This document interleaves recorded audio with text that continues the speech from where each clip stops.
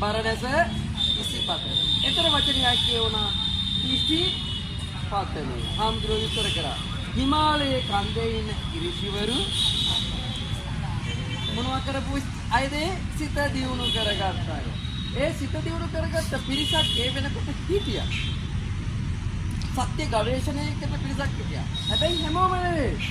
පන්සලාසාලේ තිබ්බ නිගණ්ඨාරාමය. ඒ වගේ නිගණ්ඨ ආජීව කචේලකයි නෙවෙයි. ඒ අයගේ පුට හිත දියුණු කරගත්ත පිරිස හිටියා. මේ අය තමයි බුදුහාමුදුරුවෝ හොයාගත්තේ.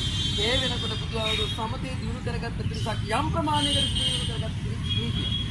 ඒ කියන්නේ බ්‍රහ්මණ ආගමට විරුද්ධව ආරණ්‍යක සහ උපනිෂද් යුගයේදී විවිධ විදියට සත්‍ය හොයපු පිළිස.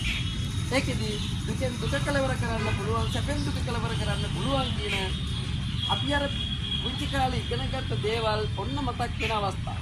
ඉතින් එහෙම බලනකොට අර සත්‍ය සොයාගෙන දැක්ක පස්සේක තවුසු බරණැස ඉසිපතන ආසන්නයේ ඉන්නවා. දැන් අපි ගිහිල්ලා ආවේ බරණැස ආසන්නයේ. එහෙනම් ඒ දෙගොල්ල බුදුරජාණන් වහන්සේ වඩිනකොට ඈතින්නම් කියනවා අන්න ගෞතම මහණ ගොයමු. ගෞතමයන් වහන්සේ වඩිනවා. අපි පිළිගන්නේ නැතුව ඉන්නේ. අපි කතා නොකර ඉමු. ආසන පිළියෙල කරන්නේ නැතුව. හැබැයි ළඟට වඩිත්ම මෙන්න කෙනෙක් යනවා පාසිවුරු පිළිගන්න. පාසිවුරු. පාත්‍රයේ සීවරු. ඒ කියන්නේ බණ කියනකොට ඔයාලා දැකලාද එක සිවුරක් කරේ දාගෙන ඉන්නවා. තනිපට සිවුර දෙපට සිවුර අඳන කඩේ. අඳන කඩේයි තනිපට සිවුරයි පෙරවගෙන දෙපට සිවුර තමයි මෙහෙම දිගට කරකටා ඉන්නේ.